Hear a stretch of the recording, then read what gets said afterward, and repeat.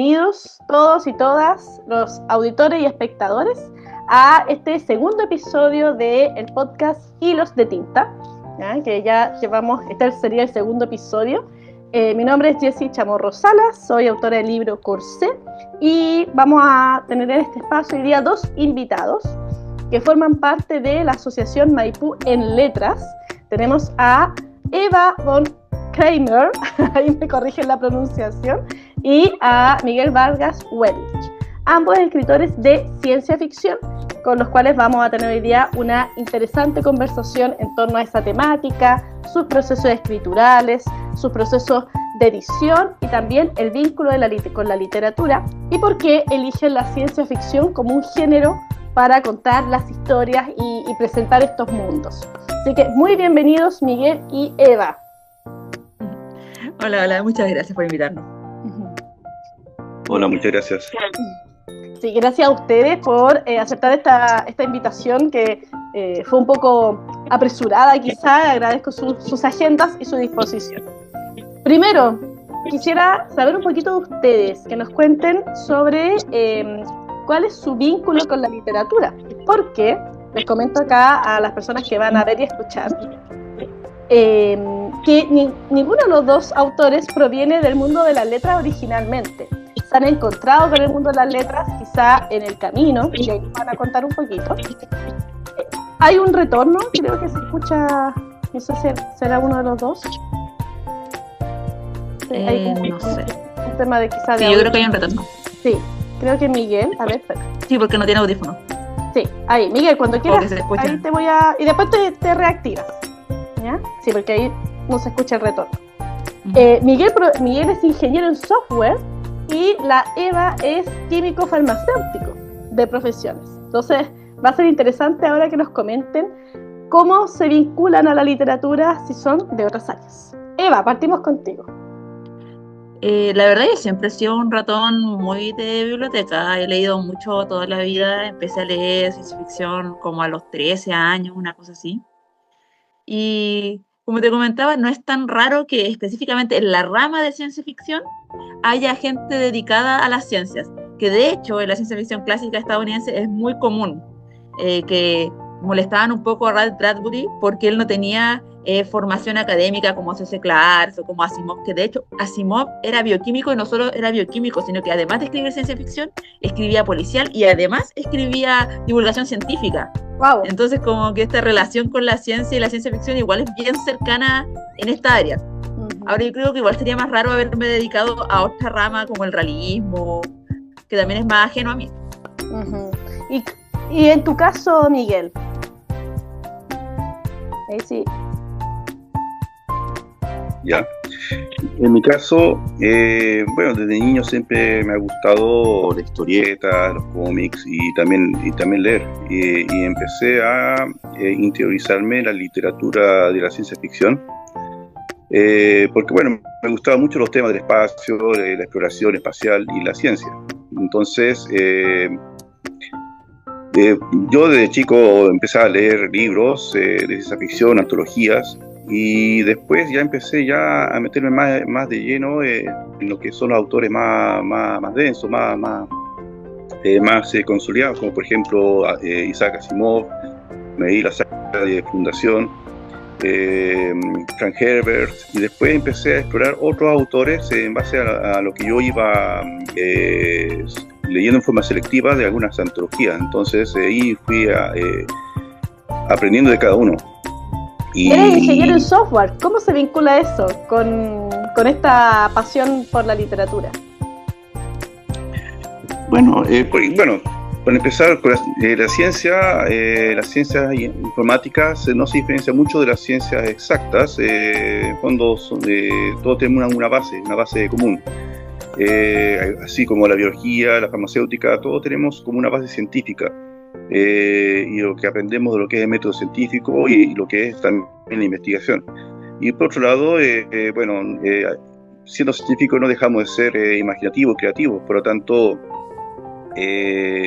a quienes nos gusta la lectura, la literatura, sobre todo la ciencia ficción, vamos a tener como una catarsis de nuestras inquietudes de lo que es nuestras propias investigaciones, nuestras propias inquietudes y lo podemos plasmar en la literatura. De hecho, muchos científicos han propuesto teorías en sus propias historias. En lugar de escribir papers y publicarlos en revistas, lo hacen en libros como literatura. De manera que otros científicos los leen y buscan la factibilidad. Por lo tanto, también es una forma de divulgar ciencia a través de la literatura. Ah, mira, qué buena hipótesis esa. Así lo hizo de tipo de Julio Verne, como también H.G. Wells con su viaje en el tiempo. Por lo tanto, lo que es divulgación de ciencia se ha hecho desde muy temprano, desde la literatura. También apareció la ciencia ficción dura, que ya partió con escritores muy avesados como Isaac Asimov, entre otros, que no me acuerdo los nombres, que sí explicaban sus propias historias en base a hechos factibles de ciencia. Se sabe que la luna no se puede respirar y tampoco se puede escuchar sonido en el espacio, en el vacío. Por lo tanto, por mucho que uno vea, por ejemplo, el Space Opera, se sabe que es falso. Y que si uno viaja dentro de una nave espacial, uno no puede estar pisando suelo. Okay. Por lo tanto, hay muchas de la ciencia que se explica en la ciencia ficción y igual es fascinante. Y eso también ayuda al lector a descubrir un poco cómo es el mundo del espacio o de la ficción como tal. Porque en el fondo la ciencia ficción no se encierra solamente en viajes espaciales, sino también en cómo se vive el futuro, tanto en la Tierra como en otros mundos, desde una perspectiva científica. Entiendo. Mira, interesante lo que planteas, Miguel, como la ciencia ficción desde la literatura como una forma de divulgación científica y para acercar a los lectores a este mundo. No sé si Eva también está de acuerdo con esa hipótesis o lo ves desde otra perspectiva. Tan alejado. Yo tengo entendido que en China incluso hay un programa de creación de escritores de ciencia ficción que está muy relacionado con el área de ciencia, porque en realidad la mayoría de las cosas que se fantasearon en la ciencia ficción se han logrado concretas. Uno ve como los artilugios que se usaban en Star Trek, los relojes que te comunicaban, ya tenéis los smartwatch, todas esas cosas como que han desafiado la ciencia. De hecho, por ejemplo, me acuerdo que en lo que es Volver al Futuro, la patineta voladora que tenía el protagonista, estuvieron mucho tiempo tratando de diseñarla, viendo cómo se hacían los campos electromagnéticos para ver si se podía. Entonces, como que la ciencia ficción quizás no es tan buena divulgación, por lo mismo que decía Miguel, porque de repente se pega elementos que no son factibles, pero sí es un desafío para la ciencia. Así es como, oye, si se pudiera hacer esto, y los científicos dicen, ya, pero ¿cómo podemos hacer eso? Y empiezan a elaborar desde ahí. El proceso inverso de la fantasía, ver cómo se puede aplicar en la realidad, ¿o no? Es que se alimentan mutuamente, pues en realidad como Verne lo que hacía, Verne no era como tan adversado de ciencias, pero tenía mucho conocimiento porque tenía muchos amigos que sí eran de ciencia. Entonces él tomaba como ese conocimiento de los amigos y como que él en su ingenuidad, con el poco conocimiento que en ese momento, lo elaboraba para hacer cosas como más grandes. Lo literaturizaba. Sí, me gusta mucho eso de la ciencia ficción, porque es como la fantasía desde la lógica, donde la especulación desde algo que es concreto hasta dónde puede llegar. La especulación científica hasta dónde llega, ¿cierto? Más allá de la luna y las estrellas. Mira, qué buenas teorías en relación con eso. Otra cosa que quería, para que también el público los conozca, es contar un poco si ustedes son escritores mapa o escritores brújula. Ahí si ya tienen una cartografía, porque al ser escritores de ciencia ficción hay que tener todo un esquema, ¿cierto? Un mundo planteado, o son más bien escritores brújulas desde la intuición, se van guiando. Eva y luego Miguel. No, yo soy 100% mapa, porque yo me dedico a la ciencia ficción y me dedico al policial. Y los dos son muy estructurados. Los dos tienen que tener una verosimilitud muy específica que es parte importante de la historia. No es como las tramas intimistas que se basan solamente en lo que está viviendo el personaje, sino que tienen un contexto y un desarrollo de historia que está basado en que uno esté ordenado y que todo sea coherente. Entonces yo soy 100% mapa. ¿Y este mapa cuánto te lleva? Es un proceso no soy tan trabajosa. No soy tan trabajosa en el mapa, no hago las fichas de personajes, pero en general sí es caleteo. Yo digo como ya, esta historia va a tener 10 capítulos, va a tener 20 capítulos, y más o menos esto va a pasar en cada capítulo. Pero tengo un esquema. Hay gente que es más metódica, hay gente que de verdad como que hace los esquemas, cuánto mide cada personaje, cuánto hace cada cosa, pero al final después esto como que me resta tiempo de escritura. Entonces como que yo hago un esquema así como ya más o menos esto, aquí vamos a partir, aquí vamos a terminar, más o menos estos capítulos. Y después por lo general tengo que meter algún capítulo entre medio porque se me olvidó agregar algo, pero se va solucionando en el proceso. Pero tienes una guía, una planificación. Sí, tengo una previa. guía. Mira. ¿Y tú, Miguel? Ahí para que puedes reactivar tu audio. Yo soy mapa. Mapa también. Yo diseño mis historias, pero usando ciertas herramientas que he aprendido en ingeniería. Wow, ¿cómo es eso? A ver. Mira, por ejemplo, tú sabes que, por ejemplo, para arquitectura te enseñan cómo diseñar un plano con ciertos parámetros y bueno, hacer cálculos y demás. Por ejemplo, en aviación o en motores también se recurre a planos y ciertos mapas que también se usa para construir y rediseñar. En mi caso, en la ingeniería de software también se ocupa algo semejante, que es más un lenguaje simbólico, que es como un lenguaje de modelamiento universal, UML, como le llamamos, pero en sí existen distintos tipos de planos dentro de este lenguaje simbólico, de lo cual que he aprovechado principalmente son los mapas de contexto o los mapas conceptuales, que son muy comunes incluso también en la educación. Sí. Y también los mapas semánticos, que es el que ocupo principalmente. Los mapas semánticos, sí, de conceptos que están unidos por aristas. Igual, son como en la teoría de grafos, mapa semántico cumpliría ese propósito en la cual un concepto se une a otro por medio de otra palabra que vendría a ser como una acción o un verbo.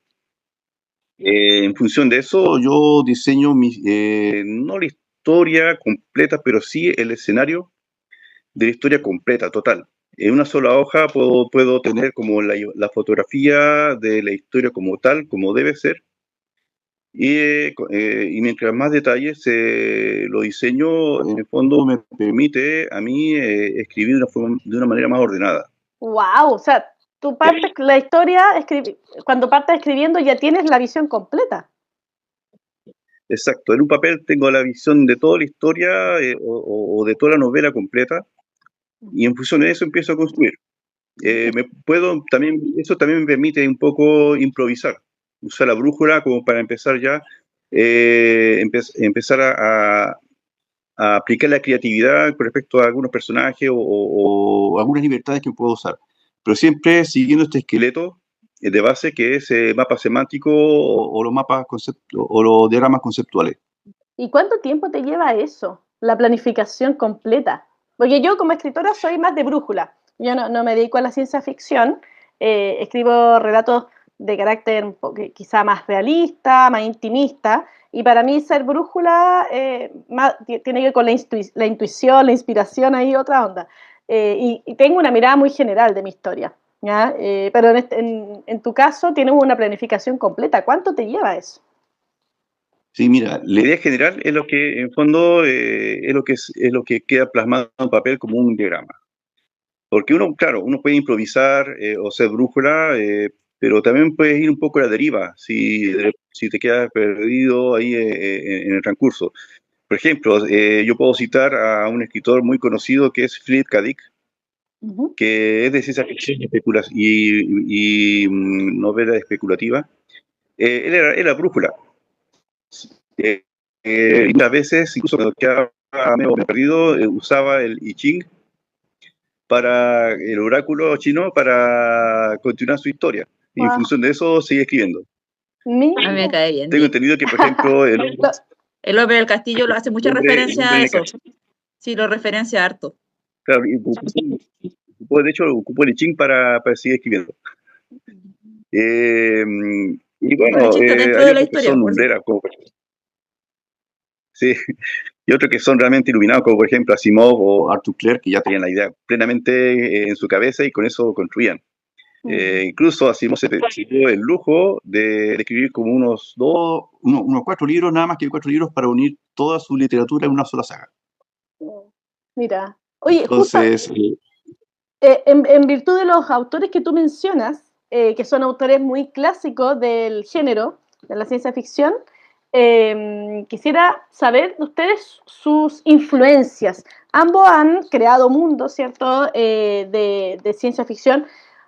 Eva con Civil, que ahí ya vamos a hablar un poco del libro, y Miguel con El espejo de Indra y esta saga que has construido. Yo soy una creyente de una frase de Borges. Jorge Luis Borges decía que nosotros no escribimos de la nada, sino que siempre tomamos referencias de otros autores y autoras y la vamos combinando y creando cosas nuevas, ¿cierto? No sé si ustedes están de acuerdo o no con esa frase de Borges. En virtud de aquello, quisiera saber cuáles han sido sus influencias literarias. Ya Miguel se ha lanzado una serie de nombres, pero ahora quisiera como que profundizara un poquito más en cuáles son aquellos autores o autoras, también autoras de ciencia ficción, que hayan influenciado en su propio proceso escritural. Eva. Hoy, mira, yo entré en este mundillo por Un Mundo Feliz de Huxley. Eso ¡Wow! ¡Qué fue genial como ese libro! entre distopía, el trabajo de las drogas, el salvaje, como todo el concepto en sí mismo. Yo ahí como que dije, ya, este es mi camino, y me metí a la ciencia ficción. Y de ahí Es empecé a un tremendo leer. libro ese, a mí me Es muy buen encanta. libro, a mí me gusta mucho. Hay gente que lo encuentra aburrido, pero a mí me gusta. Yo lo encuentro muy entretenido. Eh, Aparte al- porque te habla como es muy de su época, como que sentís como esa discriminación hacia el protagonista porque no es exactamente igual sí. a los reales, y esa como soberbia y slash miedo hacia el salvaje, porque es como, él es menos que nosotros, pero podría matarnos. La otra edad, Es bien, está el sí, tema de la es otra bien edad muy curioso cómo presente. interactúa con el otro en Un Mundo Feliz, y Sí. además es muy de la época. Estamos hablando de una época donde estaba muy alta la discriminación, estábamos en un periodo entre guerras, entonces como que igual era bien complejo. Ya me metí por ahí, y yo en realidad soy bien fan de Philip K. Dick, por eso cuando Miguel lo menciona, yo me gusta mucho así como Ubik más que nada. Hoy bueno, tengo como un montón de libros y cuando los quiero nombrar no me acuerdo de ninguno. Pero... Bueno, habías nombrado a Ray Bradbury, también uno de los padres o grandes Entre representantes de estigmas, la ciencia el tiempo ficción. desarticulado. Bradbury es para mí uno de los mejores cuentistas que hay. Creo que es muy bueno para los cuentos, me gusta mucho la forma en que te integran ese aspecto. Y leí harto a Frank Herbert, a mí me gusta Frank Herbert, y de hecho, Civil es muy Frank Herbert, y de hecho, el que los antagonistas de Civil sean una familia de 3 hombres está muy paralelo con Dune, con los Harkonnen, que es como casi la misma distribución, eso es como muy parecido al Barón, con la Bestia Ravan, con Hay un Ferrauta. intertexto operando ahí. Sí, no, y lo digo así como está puesto, así como referencia a Dune, siempre. Y también mucho a Dick porque a mí me gusta mucho la historia corta, me gusta el formato que es más pequeño, y Dick era un hombre que escribía mucho, porque escribía porque le pagaban, entonces hubo un momento que escribía 4 libros al año porque eso es lo que le pedían, es de historias muy cortas, y que creaba mundos específicos para cada historia, no recicló nunca ningún mundo, como que voy a Bueno. crear una historia y voy a crear un mundo nuevo para esta historia. No Eso fue a mí lo encuentro, recursivo, como otros autores no, que van copiando como maquetas sí, y para cambiándole hacerlo los más rápido, nombres pues para no solamente. tener que crear otras cosas. No, Dick funcionaba como a otro nivel en ese aspecto, y eso me gusta mucho. Ahí Y tu también cosa estoy ahí. leyendo harto nacional, me gusta mucho, onda es la que hace la Soledad Belis en Terantofilia, que la Sole ya es una escritora importante en la historia de la ciencia ficción, porque ella estaba en las antologías cuando no había ninguna mujer en las antologías.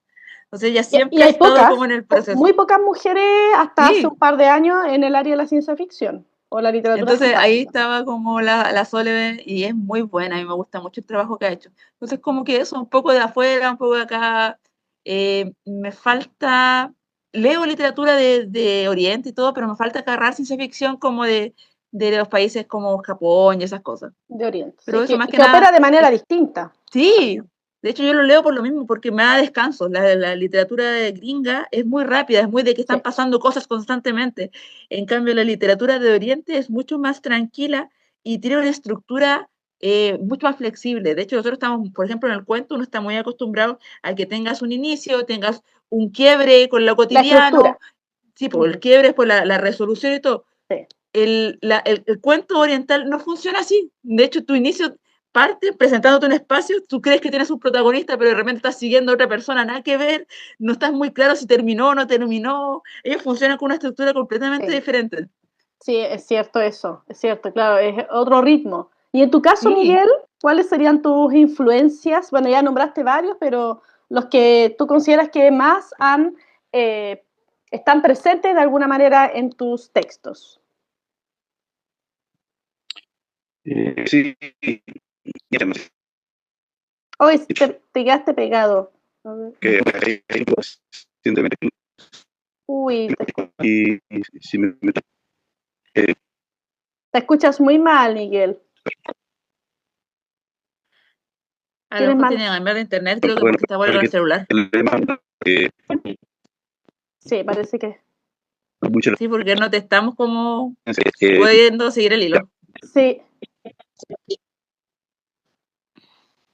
A ver, no. Te quedaste como. Bueno, No. Vamos a hacer una pequeña pausa. Ujú. Ya. Entonces retomamos la pregunta que quedó ahí en pausa sobre tus influencias literarias de los representantes de la ciencia ficción, Miguel. ¿Cuáles han sido los más importantes que han permeado de alguna manera tus textos? bueno, generalmente para un escritor novel, los primeros autores que uno lee son los que marcan primero la tendencia. Yo recuerdo, por ejemplo, el primer libro de ciencia ficción seria que he leído de Asimov fue Fundación. Y después empecé por Frank Herbert. Son estilos muy distintos y así fui cambiando hasta dar con una novela que es 2001, 2010, de Arthur Clarke. Bueno, basada en la película que muy famosa, 2001, Odisea del Espacio. En el espacio, Empecé, claro.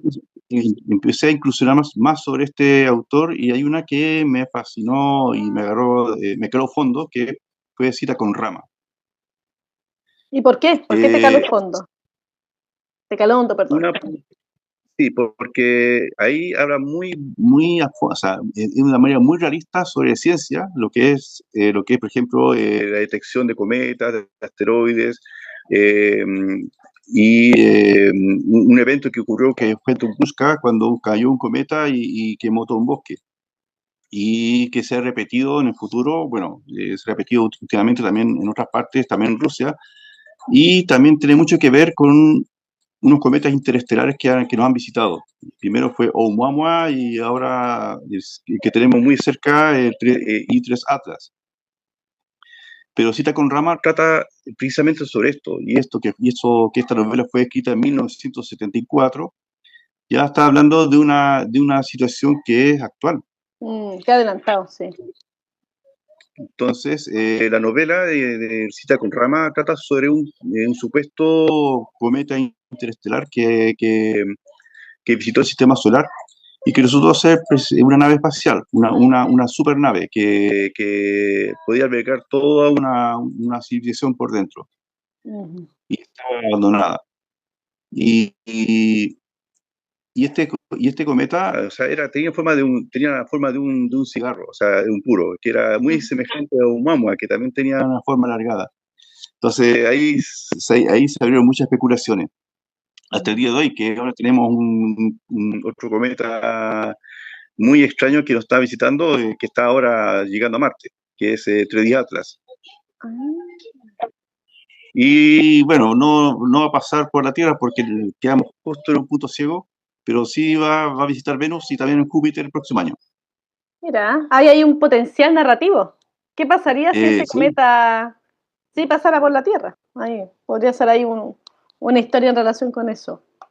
Bueno, en este caso Arthur Clarke le dio en el clavo con este futuro que se está hablando ahora, pero hay otros que también han sido como muy inspiradores, como por ejemplo Philip Dick. No, que lo menciona también la Eva. La cualidad de Philip K. Dick es que siempre en sus historias te pone en duda lo que es la realidad. como que te genera ese dilema de qué es lo que es la realidad, si es la que estás viviendo ahora mismo, o quizás lo que estés viviendo es una simulación o una realidad ficticia.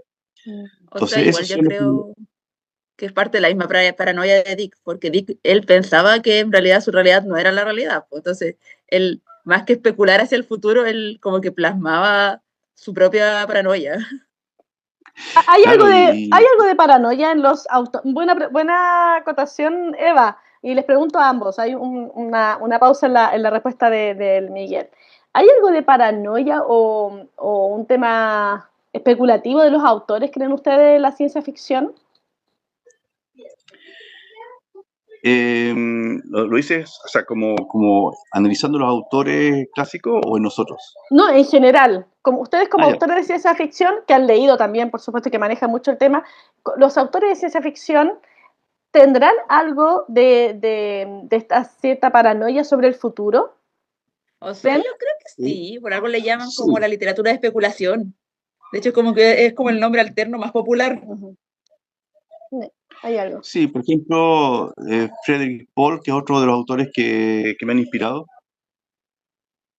De hecho, era muy amigo de Arthur Clarke. Ha escrito historias que también tienen mucho como humor negro, aparte de su propia narrativa, pero también habla mucho sobre lo que es la realidad del ser, que puede ser tanto biológico como también puede ser digital. De hecho, Frederick Paul ha sido uno de los creadores de, como decirte, la persona o el ego digital, que puede vivir en la misma internet y que puede vivir, coexistir sin tener un cuerpo humano. Perfecto.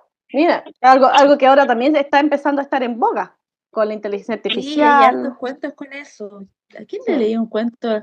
La Alicia Fenú. La Alicia Fenú en Futuro Imperfecto tiene cuentos donde habla de eso, donde son personas completamente digitales, por si andan buscando autoras chilenas también. Muy buena también la Alicia Fenú.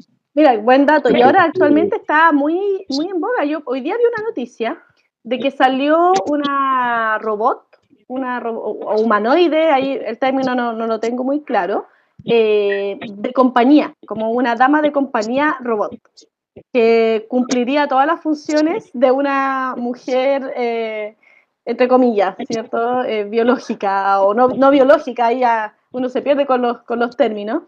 Eh, que sería como supliría, como básicamente una dama de compañía digital. Me encuentro y eso salió real, como en la noticia, eh, en Asia. De hecho, también hay una versión masculina.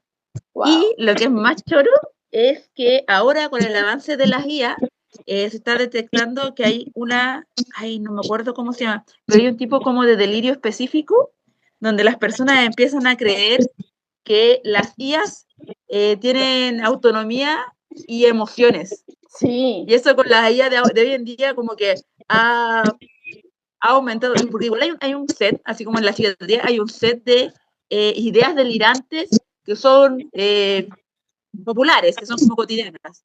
Por ejemplo, el de que tu pareja te está engañando es una idea delirante muy común. Uh-huh. Para la gente más amante de la ciencia ficción, está la idea de que vinieron los aliens, te robaron todos los órganos y los reemplazaron por órganos exactamente iguales, muy común. El delirio mesiánico también está muy común. Pero ahora, entre ese set de ideas delirantes, la idea de que las IAs tienen autonomía y emociones también está como subiendo mucho. Sí, hay una Yo he tenido que como humanización total de la IA, de la inteligencia artificial, todo eso, como hasta matrimonios con ChatGPT y todas esas cosas medias que uno... ahora pueden interactuar con uno. Claro, claro, es bien interesante aquello. Bueno, Contar un Miguel, poco en eso también. Sí, porque bueno, como informático también estaba muy al día en lo que es la inteligencia artificial.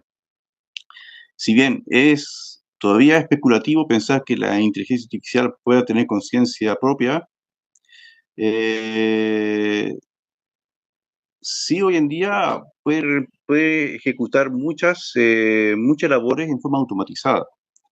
De hecho, hay muchas profesiones que están desapareciendo. Y también, no sé si han visto la noticia, también hay una ministra digital en Albania. Wow, no, eso no lo había visto. Sí, sí, ahora es noticia que una inteligencia artificial ha sido elegida como ministra. Bueno, cuando la Para, realidad supera la propia ciencia ficción. sí, sí. Ahora, Total. con respecto a los robots, mira, hay algo, hay algo que va de fondo en esto, porque la creación de robots humaniformes no es tan al azar tampoco, porque hay un propósito de fondo y que tiene mucho que ver con nuestra sociedad. Ujú. Eh, Independiente de si hay morbo detrás de todo esto, porque lo hay, sí, lo va a haber, pero hay un trasfondo en que, si se fijan, la humanidad se está envejeciendo. Cada vez la tasa de natalidad va disminuyendo y el futuro ya, que antes lo veíamos como distópico, ya va a ser más real. Como por ejemplo, no van a haber cuidadores para viejos, para tercera edad, y en eso piensan utilizar los robots. Claro, ahí la robótica, la inteligencia artificial entraría. Bien, quisiera ahora Entraría pasar como, a analizar un poquito sus obras, en honor al tiempo también, porque ya, se nos va el tiempo y la idea es poder también que den a conocer sus textos, ¿cierto? Hemos hablado de ciencia ficción, de autores, ahora nos fuimos ya a las noticias, a la contingencia tecnológica o hipertecnologizada que estamos viviendo todos. Y quisiera que dieran conocer un poquito más sobre sus obras. Eva, tú escribiste Civil, ¿ya? Un libro que ha estado, si mal no recuerdo, reeditado, ¿o no? Sí, tengo la primera edición y la segunda edición, que es un poquito más grande. Todo esto lo puedo poner. Mira, ¿de la misma Y brilla editorial ambas? más, sí, brilla más y viene con la cubierta en papel cuché, como Ah, qué detalle bello. extra. Le agregaron un prólogo, agregué un par de escenas y como interesantes. Sí, la segunda edición también bonita. Ah, mira. ¿En la primera edición de cuándo es? La primera edición es del 2020, Y la segunda es de actual, diciembre del 2020. La segunda es del año pasado. del año pasado, Sí, perfecto. sí, Y, que de hecho le agregaron como los premios. Tuve que sacrificar la banderita, sí, porque era ah, uno o lo claro. otro. Pero por supuesto que es importante hacer notar los premios que has tenido con Civil, que Sí, no son de hecho hay pocos. gente que me ha reclamado porque no los puse como en la portada, como ocurre por ejemplo con El Asesino, que lo pusimos Ujú. como ahí, pero es una portada que ganó un premio, entonces como que tapar la portada me hacía como ruido. Ah, la portada también es arte, así que Sí, po. es importante mantener ahí la portada, ojalá limpia para mostrar el arte que hay detrás. Cuéntanos un poco de dónde nace Civil, sin hacer De spoiler, por hecho, supuesto, pero... de hecho Civil viene de Dune, porque en Dune, ya, contexto, Civil, principalmente el rasgo más característico de la obra, es que te muestra un futuro donde es legal el comercio humano, la compra y venta de personas, ¿ya? Y hay una industria de concubinos, está dividido en dos líneas, la línea de los concubinos, donde está Will, que está parte de la parte de los que son vendidos, y hay otra línea donde está Signar, que es de los que venden gente, les pertenece a una empresa de militares y vende soldados, personal táctico, especialistas de armas, él vende gente. Y en medio está Civil que es la dueña de la empresa de concubinos y al mismo tiempo la competencia directa de los otros, porque en realidad lo que más plata siempre va a mover es el sexo y la guerra, entonces como que está ahí peleando a nivel económico. Entonces, esto parte, porque cuando yo estaba en el colegio, estaba leyendo Dune por primera vez, a mí me hizo mucho ruido de que Dama Jessica, la pareja del duque Leto, sea su concubina y que el emperador Padis tuviera múltiples concubinas, tenía como 40. Y me dijo, pero ¿por qué no hay concubinos? De hecho, el varón Harkonnen que gustaba de los hombres, él no tenía concubinos, él tenía esclavos sexuales. Estamos hablando como del 2007, por ahí. Entonces yo Otra voy a la RAE, denominación. Mm. sí, yo voy a la RAE y no existe la acepción masculina de concubina. Solamente existe concubina, no existe el concubino. Wow. Entonces yo ahí empiezo a elaborar. Ya, pero si existieran los concubinos, ¿quién, quién tendría concubinos? Que los tratara como concubinos, porque evidentemente cuando vimos que lo dominaba un hombre no lo consideraba un concubino, no le daba el espacio porque el esclavo sexual tiene otras limitantes. Se Ujú. supone que la concubina está como casi una esposa no reconocida. Exacto. Entonces yo dije, lo tendría que hacer una mujer. Dije, ya, pero si una mujer tuviera un concubino, una mujer tendría una industria, tendría muchos concubinos. Y de ahí empecé a elaborar este mundo donde, ¿por qué tenemos concubinos? ¿Qué tipo de personas podemos comprar? Y elaboré este mundo donde toda persona es comprable, toda persona que tenga una profesión es comprable, los que tienen más nivel socioeconómico son rentables, así como que tú los puedes arrendar y los devuelven, pero la gente que es común y silvestre es comprada, que no es tan ajeno, porque por ejemplo uno ve eso tanto con los médicos como con los futbolistas, cuando se los llevan pues, de un Claro, país la a idea de otro, comprar. sí, pues, se los llevan de un país a otro para que vivan allá. Entonces, si aquí estamos hablando a nivel intergaláctico, si yo te saco de tu planeta y te traigo a mi planeta, yo ya te tengo que comprar, te tengo que poner una casa y te tengo que dejar acá. Y de ahí empecé a elaborar todo el conflicto y cómo iba creciendo el capitalismo ya cuando estáis comprando personas, cómo se iban modificando las relaciones humanas, la desconfianza ante el otro. Si yo pagué porque esta persona fuera mi pareja, puedo confiar en lo que me está diciendo, todo Un ese tipo de conflictos. capitalismo deshumanizante, total. Sí, pues, Mm, como Mira qué que de por bien. ahí va. Buena, buena. ¿Y los cambios que hiciste para la segunda edición son más bien agregar escenas, agregar episodios o cambios Eh, sustanciales para en la el segunda, argumento? no, traté de cambiar lo menos posible, principalmente porque respeto mucho a la gente que compró la primera edición. Entonces traté de modificar la historia lo menos posible. Y yo creo que el cambio más importante es que agregué una escena explícita que me pidió harto mi editora, porque dijo, este es un mundo de concubinos.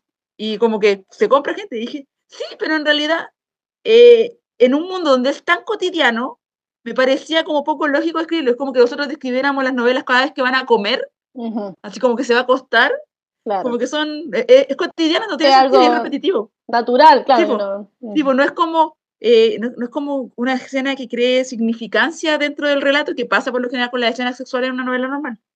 Así que como que igual, de todos modos, incluí una que es la de la prueba de, si no me equivoco, es la de la prueba de Will cuando lo evalúan si está listo para ser un concubino o no, que era como la que me hacía más sentido. Porque igual me resistía, porque agregar una escena explícita es subir la edad del lector. del lector, sí. Cambiar Sí, el pues entonces público objetivo. sí, pues, yo pasé de pucha, a poder, que igual, a pesar de todo este tema complejo de las relaciones humanas y del capitalismo, uno puede leer Civil de una forma muy livianita. A mí me gusta mucho eso, que tenga como esa doble lectura. Si tú quieres leerlo livianito, lo lees livianito, y si lo quieres leer como en crítico, te las cosas. Y en ese sentido más livianito yo podía poner a chicos de 14 años, Ujú, 15 años a leerlo y que ellos especularan sobre cómo sería este capitalismo cuando ya todo se puede comprar. ujú. Y ahora Ahora con ya la segunda subió, edición ya estamos sobre 18, sobre que 18. tampoco tiene tantas escenas, pero está bien, es válido. Igual hay más formación crítica un poquito más grande, Claro. entonces ¿Y cómo nada se fue pierde. este proceso escritural? Lo escribiste en el 2020, pero partiste el año escribiéndolo completo, fue por parte, venía la idea hace varios años atrás.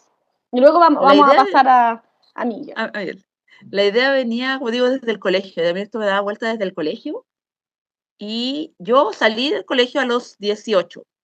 A los 18, ponte, yo tuve cumpleaños en octubre, yo en diciembre conseguí mi primer trabajo. Yo no paré de trabajar en 10 años.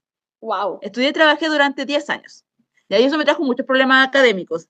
Entonces hubo un momento en que a mí ya me habían echado de la U, volví a la U, y cuando regresé, igual me estaba reprobando ramos, y mi pareja me dice, yo ya me titulé, yo te puedo dedicar a mantenerte, tú estudias, ¿ya? Entonces ese semestre yo, y de hecho de ahí no me volví a echar nunca más nada, y es impresionante eso, el efecto de tener tiempo para dormir más que nada, porque yo debo Es decir que que eso es, sí. estudiaba más cuando trabajaba, pero después dormía es maravilloso, entonces después no me echaba nada, y cuando estábamos, como estaba siendo mantenida por mi pareja, llego a mi primer verano en 10 años, donde no tengo trabajo, pues, y no tenía universidad porque era verano. Claro, Y yo las digo, vacaciones. ¿y qué voy a hacer con este tiempo libre? Y mi pareja me mira y me dice, no sé, po, aprovéchalo, escribe lo que siempre he querido escribir.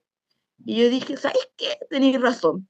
Así que el primer borrador de Civil lo escribí en esos 2 meses de verano. En verano. Así, lo tiré de Aprovechando una, al máximo en las vacaciones. sí, así como el máximo de la función lo tiré en 2 meses. Y ahí estuve corrigiendo como 3 años, así como hablando con gente que ve, porque uno igual parte del área de las ciencias.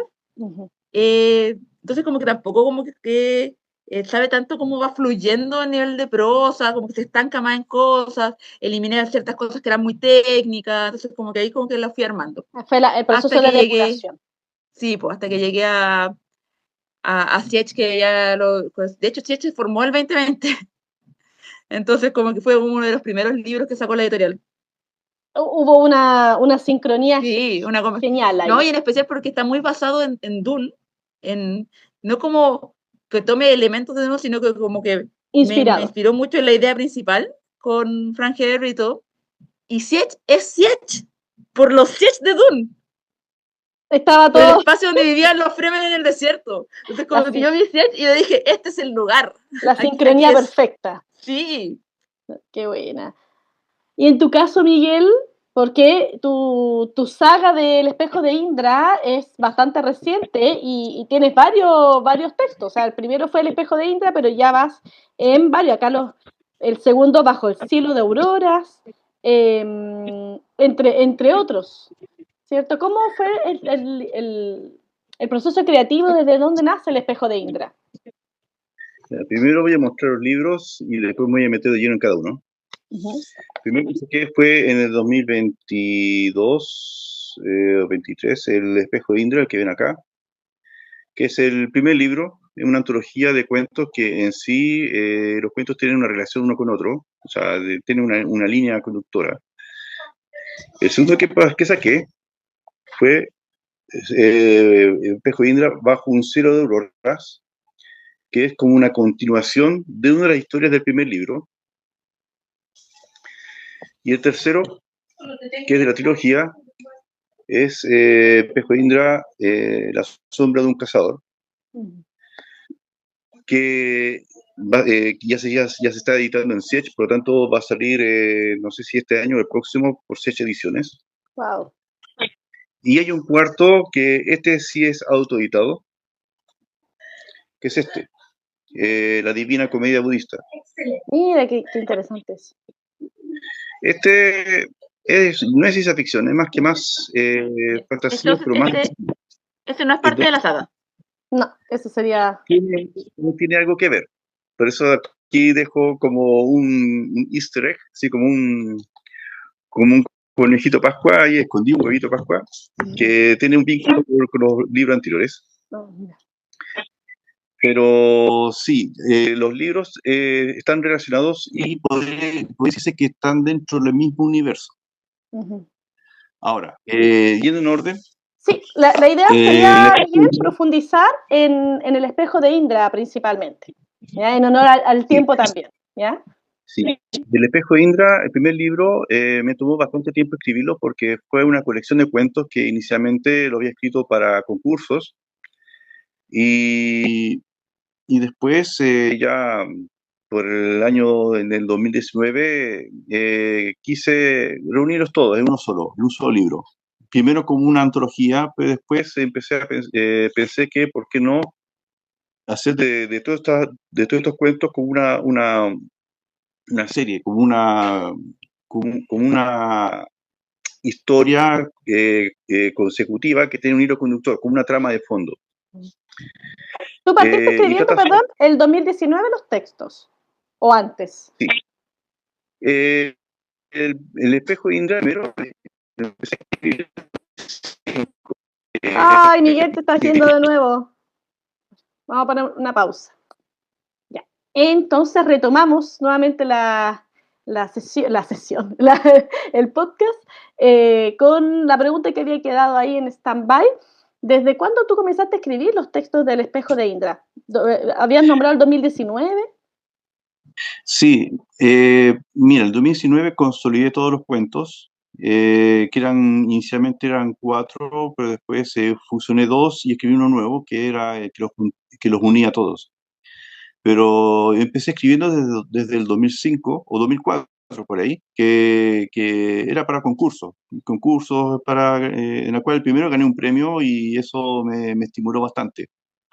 Y los cuentos que siguieron, en el fondo, tenían como una cierta relación, o les fui buscando una relación de manera de que eh, a vincularlos todos, el último cuento ya era una historia más sólida.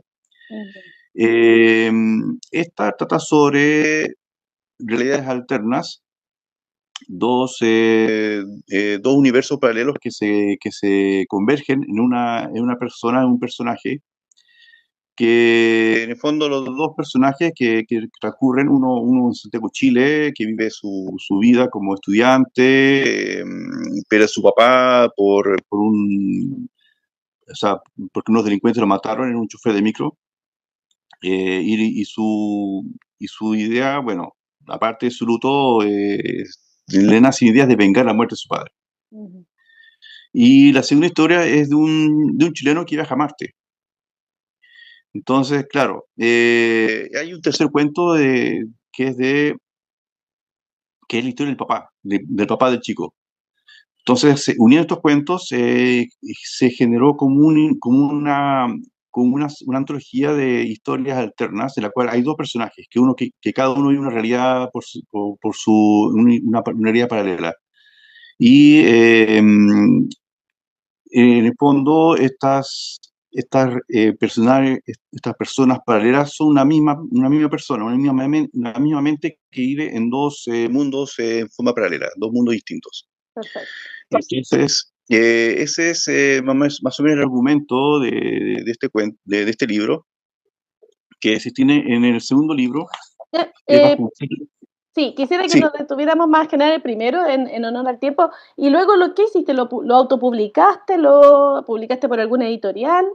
Sí, primero lo autopubliqué por Amazon y después empecé a buscar una editorial. He intentado una y otra sin éxito, hasta que Sech Ediciones me recibió, vio un potencial en este libro.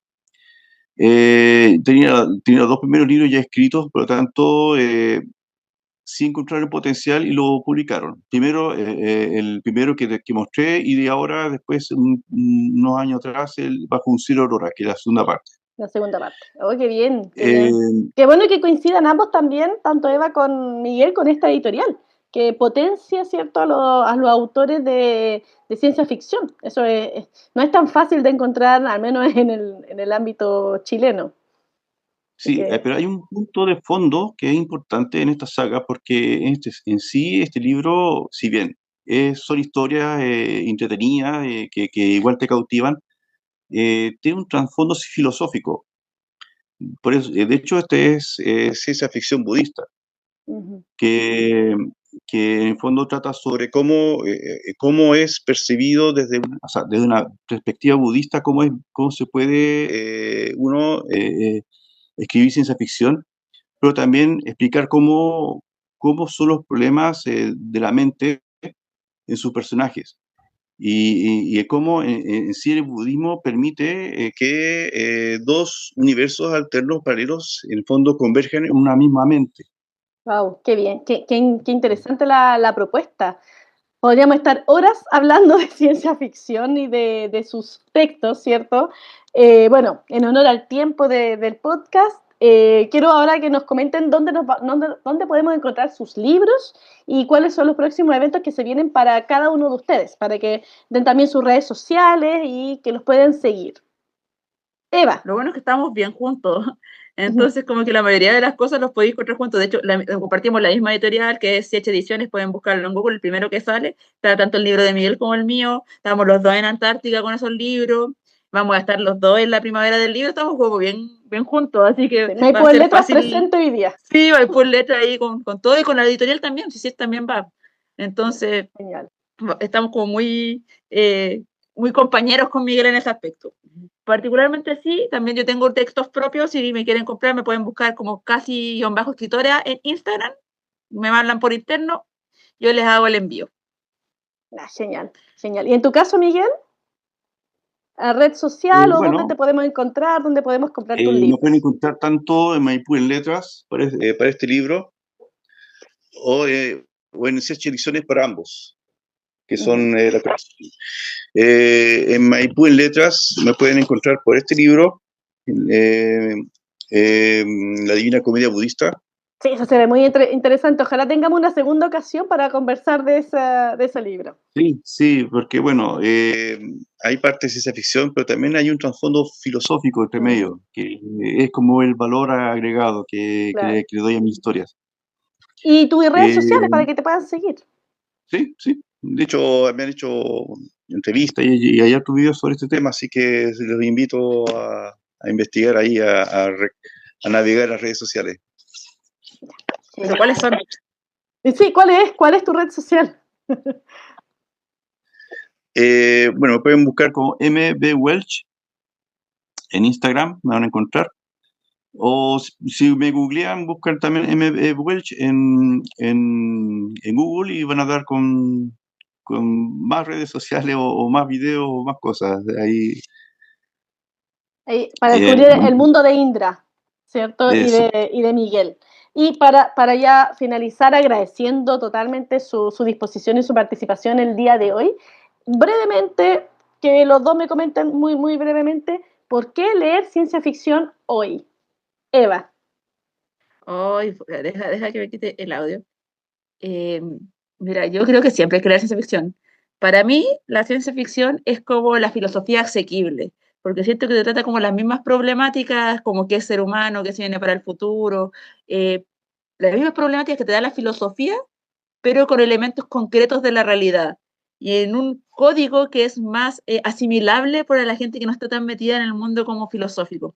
Entonces, yo creo que siempre es bueno leer ciencia ficción en ese aspecto y también por la beta escapista. Yo creo que no hay que desmerecer la línea pulp de la ciencia ficción, que tiene un espíritu muy de ayudar al ser humano a sobrevivir el día a día, uno que viene como bien corto de tiempo, Sí. como ese aliento extra, por lo general nos da como ese formato pulp, esa historia liviana.